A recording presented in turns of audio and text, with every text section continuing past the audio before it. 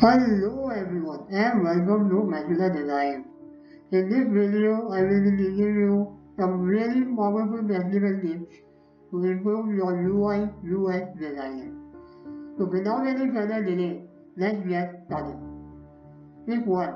Control your hierarchy with colors and font weight. This is very common in the designer made, or in other words, majority of the designer made is that I have come across personally or on the internet.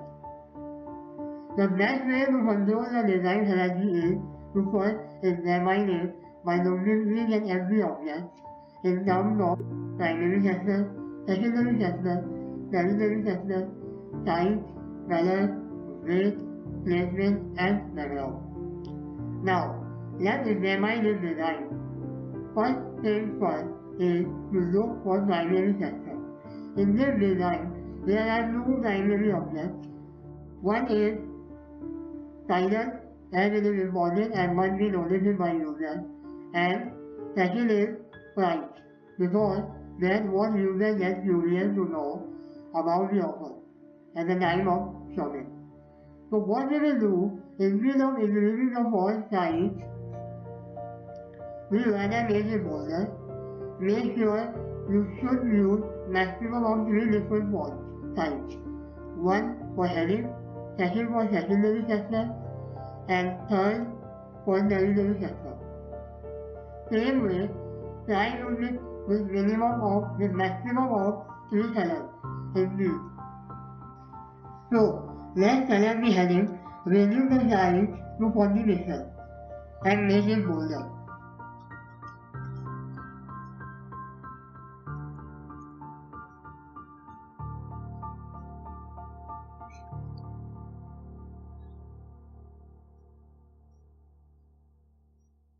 Now, select bright and reduce the size to 25 pixels and make it bolder.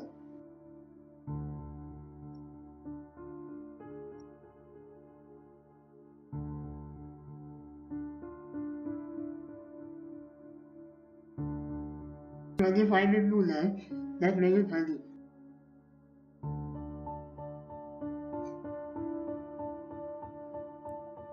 Now, second examine is secondary sector, which means in this scenario, it is description about the offer and the price, which is per hour or per person. So, let's select the title information and price information by holding Shift key for multiple selection. Now, reduce the size to regular, and for information about the title, let's change the color to dark green. Perfect. Let's move to tertiary sector. In this example, rating, review, and some extra information are tertiary part. Why? Because these are extra information that help users to know further more about the offer. So, let's select these layers by holding Shift key for multiple selection. Reduce the font weight to regular and reduce the size to 25, and also change the color to light gray. Perfect. Now, if you look again the overview and re-examine it, you will see we use maximum of 3 font size, which is title 40, price 30, and tertiary information 25. 3 different font colors, which is 1, the title is black, the information one is dark gray, and tertiary is light gray. And maximum of 2 font weight. One is bold and the other is regular. which means we follow the design rules correctly.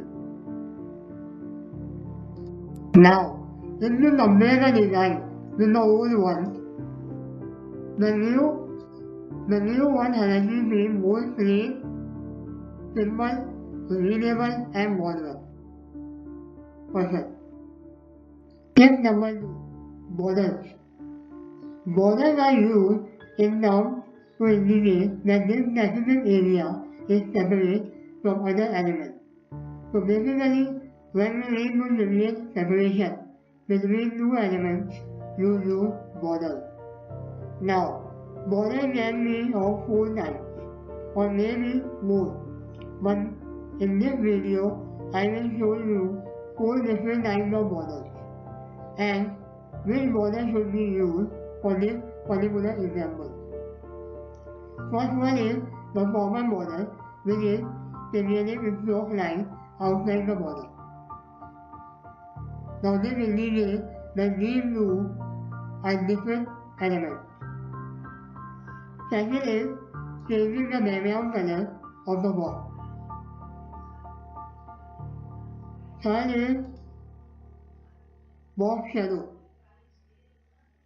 which also indicates that this particular box is separate from other elements.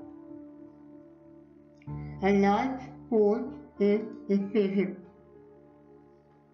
which also means that create at least 50 pixels of margin space between two different elements to indicate that these two are separate parts.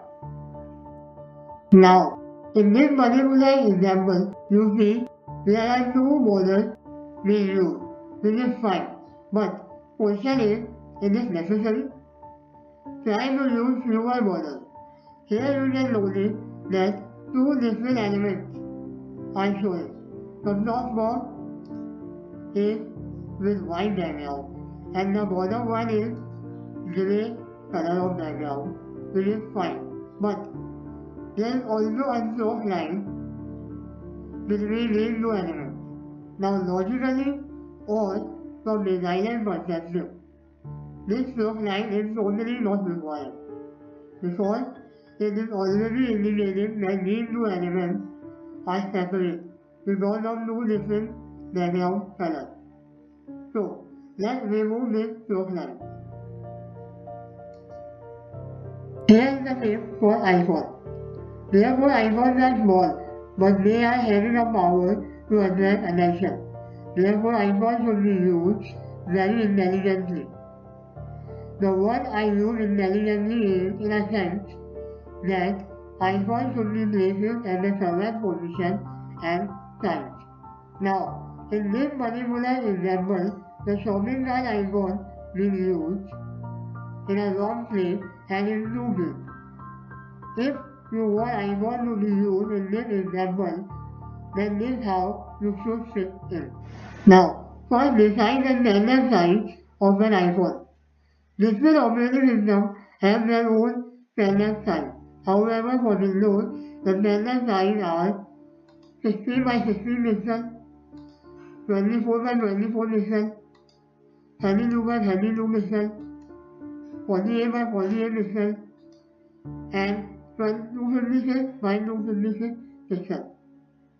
So, in this particular example, 32 by 32 should be fine, because looking at the font size and button, this seems good enough. After reviewing the size, it's time to put into placement. If small icons are all you have got, try enclosing them inside another shape and giving the shape a background color. But in this example, placing two shapes side by side is not a good practice. As you can see, a button already has a shape. So, the best practice we can do is place the iPhone inside the button. And make sure it should be center aligned vertically and horizontally. and also it shouldn't be too close to the text. Try to leave a distance of at least 10 to 15 pixels while you write short text. Now, this button seems too sharp because of the pointing edge.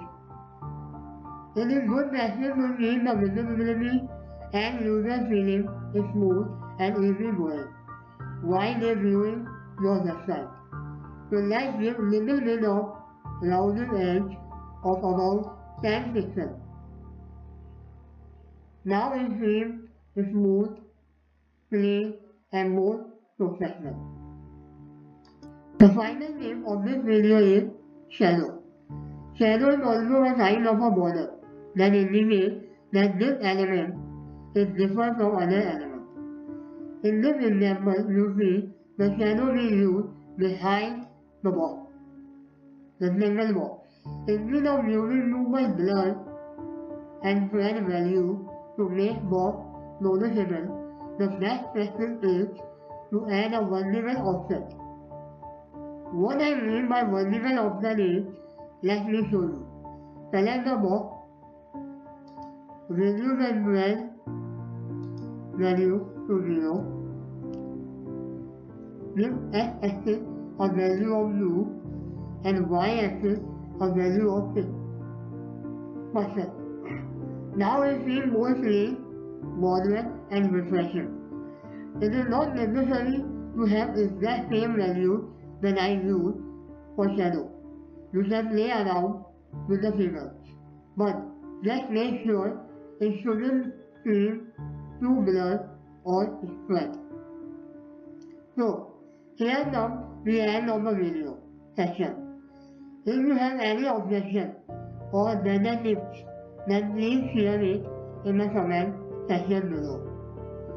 It will be great learning for me to have a feedback from you guys and to know what you guys think of these tips. If you do enjoy this video and find helpful, then give a video thumbs up and do share it. If you haven't subscribed to my channel yet, then do subscribe it and click the bell icon in order not to miss any future useful videos from my channel. Thank you and see you in the next video.